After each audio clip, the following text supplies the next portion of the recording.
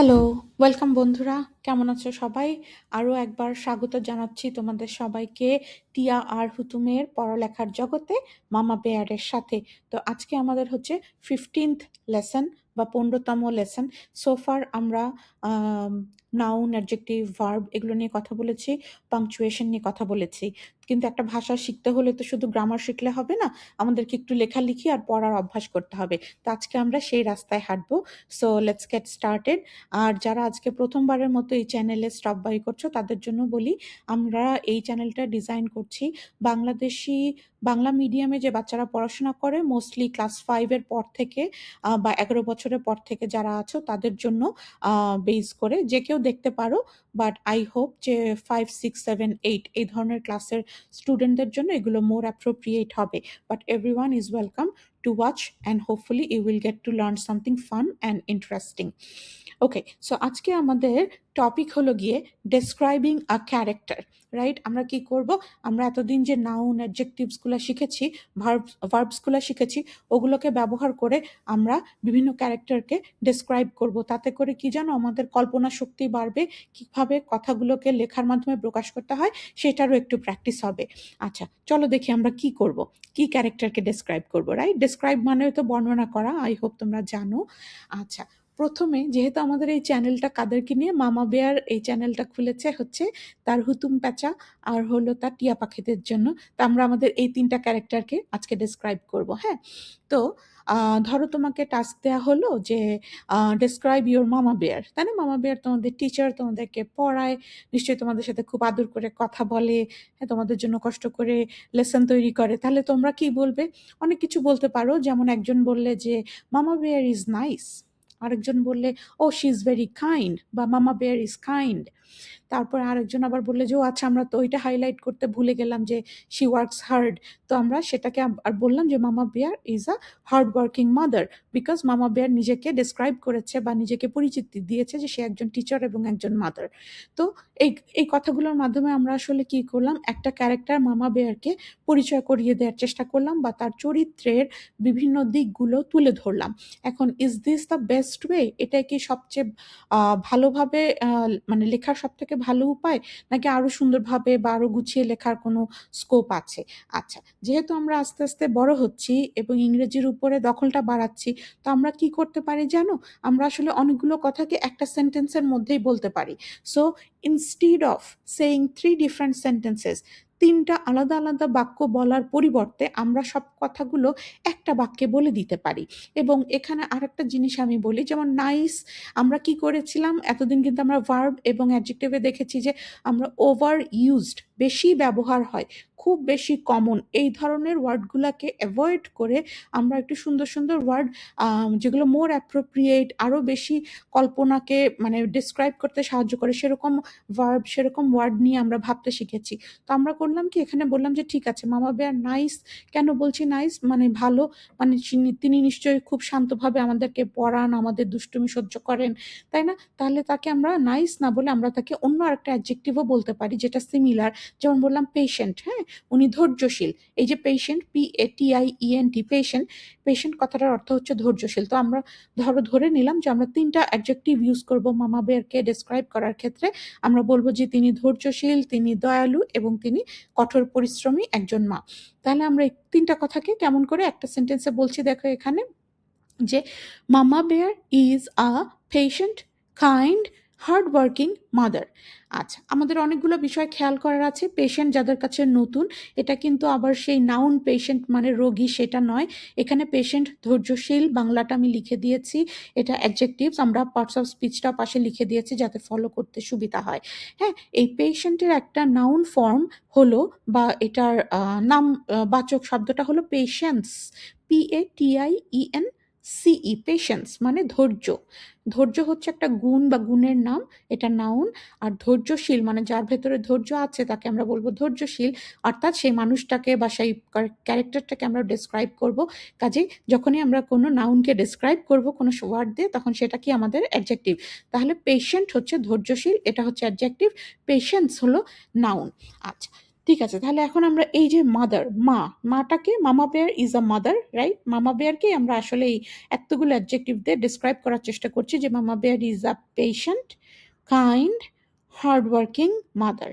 তাহলে পরপর ৩টা অ্যাডজেক্টিভ বললাম যে তিনি ধৈর্যশীল, দয়ালু এবং কঠোর পরিশ্রমী একজন মা। আচ্ছা, এখানে টিচারের বর্ণনাটা আর আমরা দিই নাই, বাট তোমাদের আরেকটা বিষয় কি খেয়াল করতে হবে বলো তো? আচ্ছা, আমরা ৩টা সিমিলার জিনিস পাশাপাশি লিখেছি, ৩টা অ্যাডজেক্টিভ পাশাপাশি লিখেছি। Patient, kind, hardworking. যখন আমরা কি বলেছিলাম?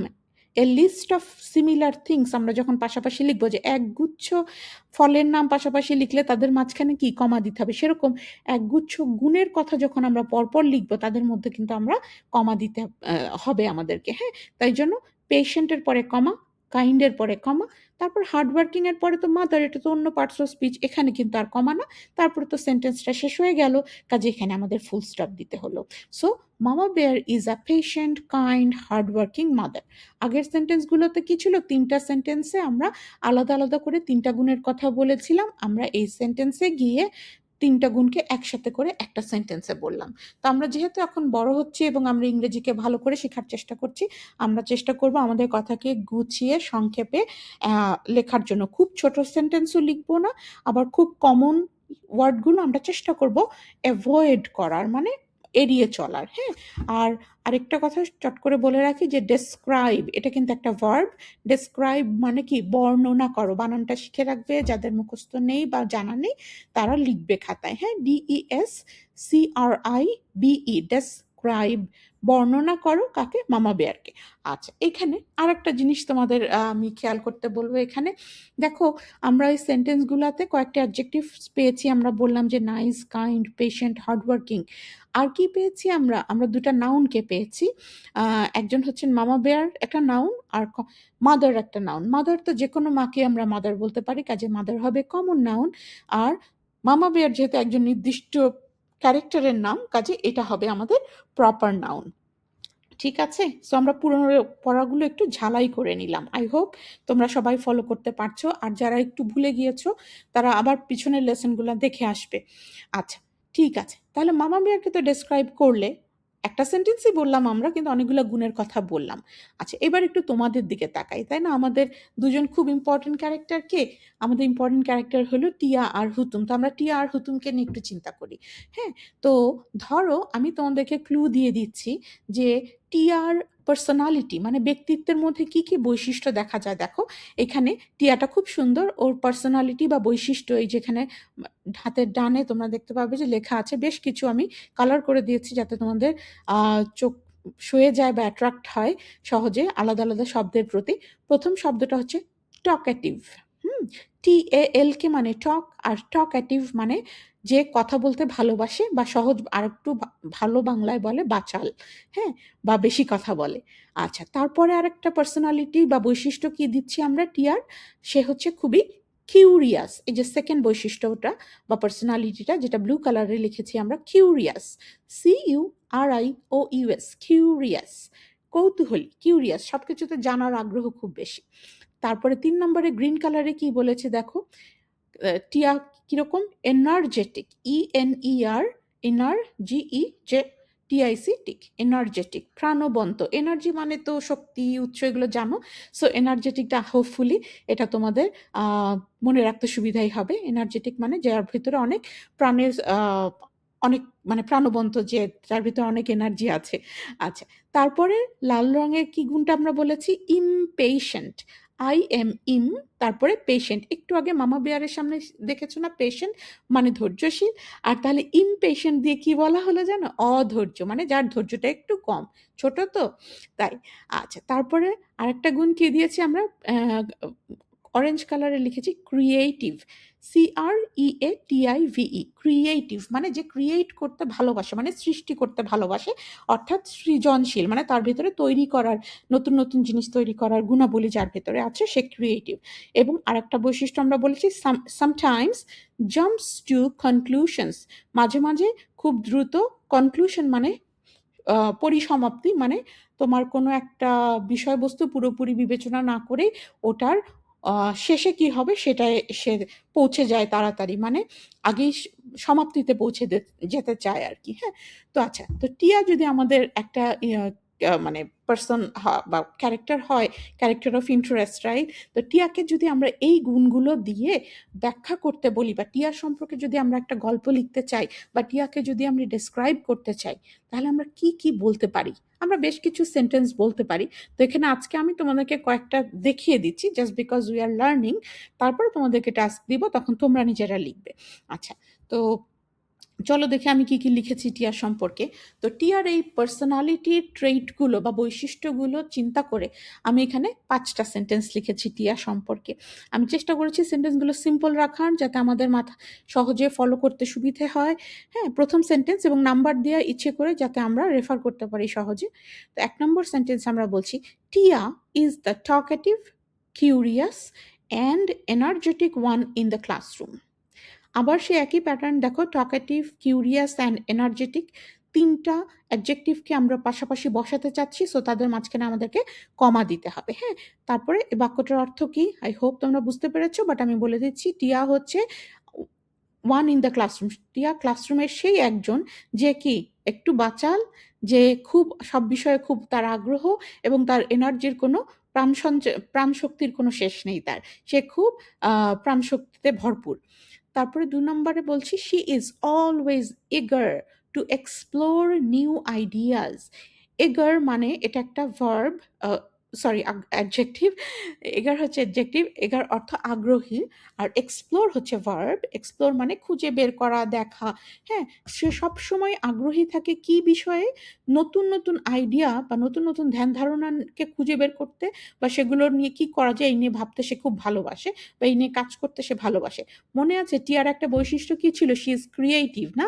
তো ক্রিয়েটিভ কেমন করে হবে যদি এগার না হয়, সে নতুন আইডিয়ার ব্যাপারে সে তো ক্রিয়েট করতে পারবে না, রাইট? সো সেই ক্রিয়েটিভ থেকে আমি আইডিয়া করে এই কথাটা লিখলাম। হ্যাঁ, তারপরে 3 নম্বরে আমি বলছি, শি ইজ ন্যাচারালি ক্রিয়েটিভ, সে স্বভাবগতভাবেই সৃজনশীল, মানে সৃষ্টি করতে ভালোবাসে, অ্যান্ড এনজয়স আস্কিং কোয়েশ্চেন। দেখো এখানে আস্কিং কোয়েশ্চেনটা কিন্তু আমার পার্সোনালিটির মধ্যে বলা ছিল না, কিন্তু আমি এটা কোথা থেকে ড্র করেছি, যেহেতু সে টকেটিভ, যেহেতু সে ক্রিয়েটিভ, যেহেতু সে নতুন আইডিয়া এক্সপ্লোর করে, কাজে কেমন করে নতুন আইডিয়া সম্পর্কে সে মানে নতুন আইডিয়া সম্পর্কে সে জানবে কি করে, নিশ্চয়ই সে অনেক প্রশ্ন করে। হ্যাঁ, এবং সে যেহেতু বাচাল, তো সেই জন্য আমি বললাম যে she is naturally creative and enjoys asking question, সে স্বভাবগতভাবে সৃজনশীল এবং প্রশ্ন করতে ভীষণ ভালোবাসে। হুম, আচ্ছা, এখানে আরেকটা জিনিস খেয়াল করো, আমি প্রথম সেন্টেন্সে টিয়া বলেছি, পরের গুলাতে তাকে শি বলে সম্বোধন করছি। আমি কল্পনা করে নিচ্ছি যে আমাদের টিয়াটা হচ্ছে শি। আচ্ছা, sometimes she jumps to conclusions too quickly, মাঝে মধ্যে সে খুব মানে খুব শিগগিরই করে, তাড়াহুড়ো করে সে উপসংহারে পৌঁছে যায়, বা কোনো ঘটনার সমাপ্তিতে পৌঁছে যেতে চায়, মানে বেশি বিবেক বিবেচনা করে না আর কি। হ্যাঁ, মানে একটু চঞ্চল মনে হচ্ছে। তারপরে লাস্টে আমি বলছি, ইভেন সো, এত কিছুর পরেও, শি ব্রিংস এক্সাইটমেন্ট, সে বয়ে আনে কি, এক্সাইটমেন্ট, উত্তেজনা, অ্যান্ড পজিটিভ এনার্জি। এবং পজিটিভ এনার্জি আমরা এটা কিভাবে বলতে পারি, যে সে ক্লাসের মধ্যে এভরি ক্লাস, প্রত্যেক ক্লাসে সে পজিটিভ এনার্জি, তাহলে হচ্ছে সে ইতিবাচক শক্তি সঞ্চার করে প্রত্যেক ক্লাসে। মানে সে শুধু কথা বলে বা তার কিউরিওসিটি দিয়ে যে অন্যকে বিরক্ত করে তা না, সে ক্লাসটাকে প্রাণবন্ত করে রাখে, এটা আমি বলতে চাইলাম। ঠিক আছে, সো লাস্টের সেন্টেন্সটা দিয়ে আমি তার ক্যারেক্টার সম্পর্কে একটা কি করলাম, একটা কনক্লুডিং স্টেটমেন্ট টানলাম। আমি বললাম যে এত কিছু করার পরেও সে যতই টকাটিভ হোক, সে কিউরিয়াস হোক, এনার্জেটিক হোক, সে কিন্তু ক্লাসে কাউকে বিরক্ত করে না, সে বরং তার কর্মকাণ্ডের মাধ্যমে ক্লাসের মধ্যে একটা এক্সাইটমেন্ট বজায় রাখে, এবং ক্লাসের জন্য সে সবসময় একটা পজিটিভ এনার্জির মতো কাজ করে। আচ্ছা, সো তোমরা দেখলে যে কেউ যদি তোমার বা একটা ক্যারেক্টারকে তুমি যখন অ্যানালাইজ করবে, তখন প্রথমে চেষ্টা করতে পারো যে তার বৈশিষ্ট্য বা তার চরিত্রের বিশেষ দিকগুলো কি কি সেটা একটু এনলিস্ট করে ফেলা, লিখে ফেলা, মনে মনে ভেবে ফেলা।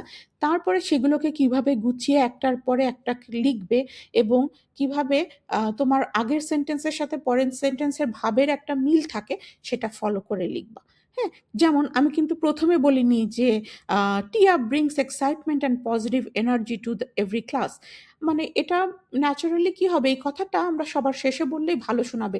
প্রথমে আমরা একটুখানি আগে টিয়ার মূল বৈশিষ্ট্যগুলো বলে বলে দিলাম, তারপরে লাস্টে বললাম যে এত কিছুর পরেও সে কিন্তু আমাদের ক্লাসের জন্য একটা পজিটিভ এনার্জি বা এক্সাইটমেন্টের মূল উপকরণ হিসেবে প্রত্যেক সময় কাজ করে। ওকে, আচ্ছা, একটু দম নিব। তারপরে আমাদের ক্লাসের আরেকজন ইম্পর্টেন্ট ক্যারেক্টার, সে কে? আমাদের হুতুম, রাইট? সো আমরা হুতুম সম্পর্কে একটু দেখি কি বলতে পারি আমরা হুতুমকে নিয়ে, রাইট? তো ডিসক্রাইব হুতুম। হুতুমের পার্সোনালিটিতে এখানে আমি চিন্তা করেছি যে হুতুম কেমন হতে পারে। সে টিয়ার থেকে একটু অন্যরকম। হ্যাঁ, সে হচ্ছে খাম, শান্ত, CALM, খাম। তোমরা কিন্তু এলটা উচ্চারণ করবে না, ঠিক আছে? CALM, খাম মানে শান্ত। অবজারভেন্ট, OBOB, ভেন্ট, অবজারভেন্ট মানে পর্যবেক্ষণশীল। অবজার্ভ করা, তোমরা বোধহয় এই শব্দটা বেশ শুনো। অবজার্ভ করা মানে পর্যবেক্ষণ করা, মানে খেয়াল করে কোনো কিছু দেখা। আর অবজারভেন্ট হলো সেই গুণটা যেটা, মানে যার ভিতরে এই অবজার্ভ করার ক্ষমতাটা আছে, তাকে অবজারভেন্ট আমরা বলতে পারি। তারপরে কি আমরা বললাম? উইটি, WITTY, উইটি মানে রসিক। সে রসিকতা করতে পারে, যদিও সে শান্ত, কিন্তু সে কিন্তু আবার রসিকতাও করতে পারে দেখা যাচ্ছে। তারপরে গুণটা আমরা বললাম শার্প আইড, শার্প আইড, হ্যাঁ, তার খুব তীক্ষ্ণ দৃষ্টি সম্পন্ন, মানে সে খুব পর্যবেক্ষণ করে এবং যে কোনো কিছুকে খুব খুঁটিয়ে খুঁটিয়ে সে বিবেক বিবেচনা করে। তারপরে আরেকটা কি বললাম? থটফুল, হ্যাঁ, চিন্তাশীল। THOUGHT, থট মানে চিন্তা, আর ফুল যাতে যুক্ত করে আমরা বললাম থটফুল মানে চিন্তাশীল। হ্যাঁ, তো দেখো ওর পার্সোনালিটিগুলো কিন্তু একটু আমাদের টিয়ার থেকে ডিফারেন্ট। টিয়া হচ্ছে চঞ্চল, প্রাণশক্তিতে ভরপুর, আর হুতুম হচ্ছে গিয়ে শান্ত, অবজারভেন্ট বাট উইটি। আচ্ছা, তো ঠিক আছে, এখন এই অ্যাডজেক্টিভগুলো দিয়ে বা এই পার্সোনালিটি ট্রেটগুলো দিয়ে চলো আমরা দেখি আমরা হুতুম সম্পর্কে কিছু সুন্দর কথা লিখতে পারি কিনা, তাই না? আচ্ছা, এগেইন এটা যেহেতু প্র্যাকটিস লেসন, তাই আমি করে দিচ্ছি মেইন কাজ, তোমাদেরকে লাস্টে কাজ দিব। সো আমরা কি কি বলতে পারি? Hutum is the calm, observant and sharp eyed one in the classroom. Hutum আমাদের ক্লাসের সেই শান্ত, পর্যবেক্ষণশীল এবং তীক্ষ্ণ দৃষ্টিসম্পন্ন ক্যারেক্টারটি বা ব্যক্তিটি। হি থিঙ্কস কেয়ারফুলি বিফোর স্পিকিং। দেখো, যেহেতু সে খাম, যেহেতু সে শান্ত স্বভাবের, যেহেতু সে অবজারভেন্ট, যেহেতু মানে কি সে পর্যবেক্ষণ আগে করে, শার্প আইড, তার খুব তীক্ষ্ণ দৃষ্টি আছে, তার মানে সে কথা বলার আগে একটু ভাবে। হ্যাঁ, সেটা আমরা বলছি হি থিঙ্কস কেয়ারফুলি বিফোর স্পিকিং। কথা বলার আগে সে আগে কেয়ারফুলি চিন্তা করে নেয়। এটা হচ্ছে তার অবজারভেন্ট এবং এই চরিত্রের বৈশিষ্ট্য থেকে আমি এই কথাটা ড্র করলাম। তারপর আমি কি বলছি? He asks thoughtful questions in his gentle voice. হ্যাঁ, যেহেতু আমি ওকে খাম বলছি, আমার ভয়েস সম্পর্কে তেমন কিছু বলা নেই, তো হুতুম বা প্যাঁচা একটু আস্তে আস্তে ডাকে বলে আমার মনে হলো, আমি এই জন্য লিখেছি। There is no like gold standard বা এরকম কোনো রুল নাই। যখন তুমি কোনো কিছুকে ডেসক্রাইব করবে, অবশ্যই তুমি তোমার ইমাজিনেশনকে কাজে লাগিয়ে নিজের মতো করে বলতে পারো। তা আমি ভেবেছি যে হুতুমের কণ্ঠস্বরটা একটু জেন্টেল হয়তো মানাবে। সো আমরা বলছি যে হি আস্কস থটফুল কোয়েশ্চেন। যেহেতু সে খুব অবজার্ভ করে শান্তভাবে ভেবে চিন্তে কথা বলে, তার মানে সে খুব গভীর চিন্তা সম্পন্ন প্রশ্ন করে তার শান্ত স্বরে। সে শান্ত স্বরে কিছু সুগভীর প্রশ্ন করে সব সময়। তারপরে কি বললাম? অলদো, যদিও বা, হি ইজ ন্যাচারালি কোয়াইট, যদিও বা স্বভাবগতভাবে সে কোয়াইট মানে একটু চুপচাপ। হি ইজ ভেরি উইটি, সে বেশ মজা করতে পারে। হ্যাঁ, তার চরিত্রের মধ্যে ওই দিকটা আছে। অ্যান্ড অফেন মেক্স এভরিওয়ান লাফ, এবং প্রায়শই সবাইকে হাসায়। যে মানে যখন সে মুখ খোলে তখন সে অনেক হয় গুরুত্বপূর্ণ কথা বলে, অথবা তার এই যে উইটিনেস আছে, তার রসিক স্বভাবটা আছে, এটার মাধ্যমে সে এমন কিছু বলে যেটাতে সবাই খুশি হয় বা হাসে। তো দেখো, আমরা এই ক্যারেক্টারটাকে ডেসক্রাইব করলাম, তার বেসিক ক্যারেক্টারের যে পার্সোনালিটি ট্রেটগুলো এগুলো বললাম।